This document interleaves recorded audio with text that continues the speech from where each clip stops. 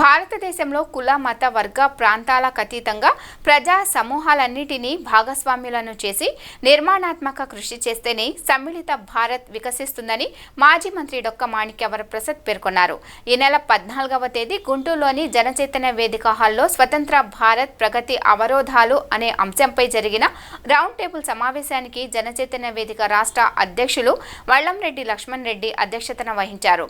ప్రధాన వక్తగా విచ్చేసిన డొక్క మాణిక్య వరప్రసాద్ ప్రసంగిస్తూ స్వాతంత్ర్య ఉద్యమంలో మహాత్మా గాంధీ నిర్దిష్ట కార్యాచరణతో సామాజిక సమూహాలన్నిటినీ ఐక్యపరిచి భారత జాతి నిర్మాణానికి కృషి చేస్తూ స్వాతంత్ర్యాన్ని సాధించగలిగిందన్నారు.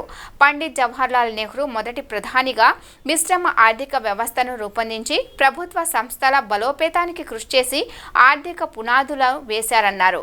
డాక్టర్ బిఆర్ అంబేద్కర్ భారత జాతి ఆత్మగా రాజ్యాంగాన్ని రూపొందించి దేశ సమగ్రతను సాధికారతను సాధించారన్నారు. ఈరోజు జనచైతన్య వేదిక ఆధ్వర్యంలో స్వతంత్ర భారత్ ప్రగతి అవరోధాల అంశంపై రౌండ్ టేబుల్ సమావేశం నిర్వహించుకున్నాం.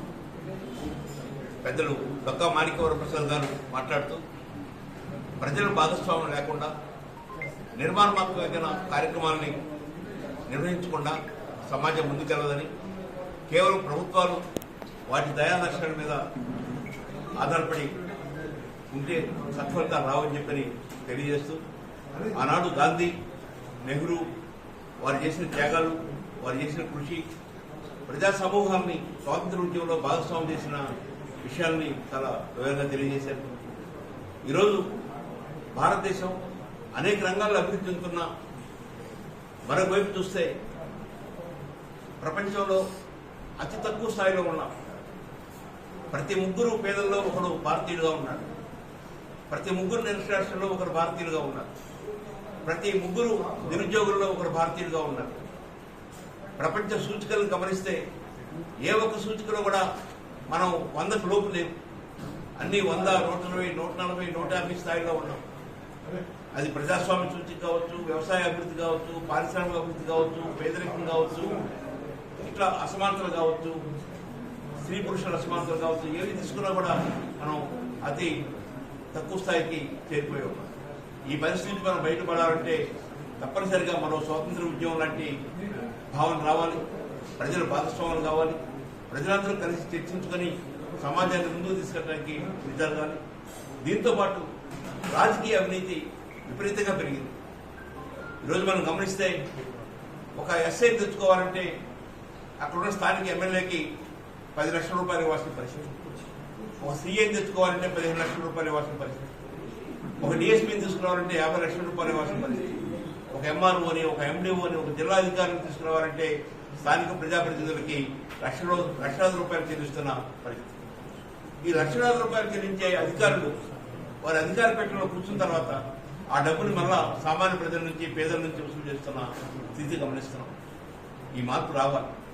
ఈ రాజకీయ అవినీతి పోతేనే మన స్వాతంత్ర ఫలాలు ప్రజలకి అంతేని జనచైతన్య వేదిక భావిస్తూ, ఈ రాష్ట్రంలో ఉన్న స్వచ్ఛంద సంస్థలు, సేవా సంస్థలు, పౌర సంస్థలు అందరూ ఐక్యంగా కృషి చేస్తుంది ఈ రాజకీయ అవినీతి మీద చెప్పని భావిస్తున్నాం.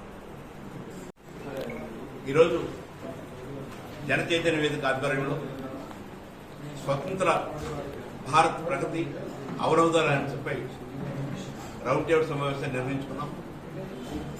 పెద్దలు డొక్క మాణిక్య వరప్రసాద్ గారు మాట్లాడుతూ ప్రజల భాగస్వామ్యం లేకుండా నిర్మాణాత్మకమైన కార్యక్రమాలని నిర్వహించకుండా సమాజం ముందుకెళ్లదని, కేవలం ప్రభుత్వాలు వాటి దయాదర్శనాల మీద ఆధారపడి ఉంటే సత్ఫలితాలు రావని చెప్పని తెలియజేస్తూ, ఆనాడు గాంధీ, నెహ్రూ వారు చేసిన త్యాగాలు, వారు చేసిన కృషి, ప్రజా సమూహాన్ని స్వాతంత్ర ఉద్యమంలో భాగస్వామ్యం చేసిన విషయాల్ని చాలా వివరంగా తెలియజేశారు. ఈరోజు భారతదేశం అనేక రంగాల్లో అభివృద్ధి చెందుతున్న మరొక వైపు చూస్తే ప్రపంచంలో అతి తక్కువ స్థాయిలో ఉన్న ప్రతి ముగ్గురు పేదల్లో ఒకడు భారతీయుడుగా ఉన్నాడు. ప్రతి ముగ్గురు నిరక్షరాస్యుల్లో ఒకరు భారతీయులుగా ఉన్నారు. ప్రతి ముగ్గురు నిరుద్యోగుల్లో ఒకరు భారతీయులుగా ఉన్నారు. ప్రపంచ సూచికలను గమనిస్తే ఏ ఒక్క సూచికలో కూడా మనం 100కు లోపు లేవు. అన్ని 100, 120, 140, 150 స్థాయిలో ఉన్నాం. అది ప్రజాస్వామ్య సూచిక కావచ్చు, వ్యవసాయ అభివృద్ధి కావచ్చు, పారిశ్రామిక అభివృద్ధి కావచ్చు, పేదరికం కావచ్చు, ఇట్లా అసమానతలు కావచ్చు, స్త్రీ పురుషుల అసమానతలు కావచ్చు, ఏవి తీసుకున్నా కూడా మనం అతి తక్కువ స్థాయికి చేరిపోయి ఉన్నాం.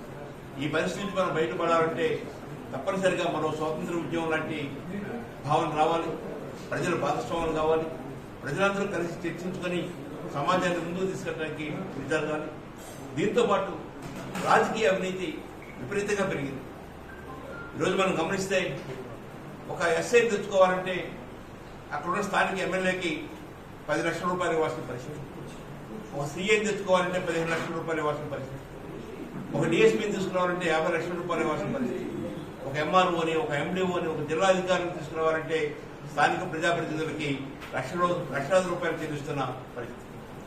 ఈ లక్షలాది రూపాయలు చెల్లించే అధికారులు వారి అధికార పీఠంలో కూర్చున్న తర్వాత ఆ డబ్బుని మళ్ళా సామాన్య ప్రజల నుంచి, పేదల నుంచి వసూలు చేస్తున్న స్థితి గమనిస్తున్నాం.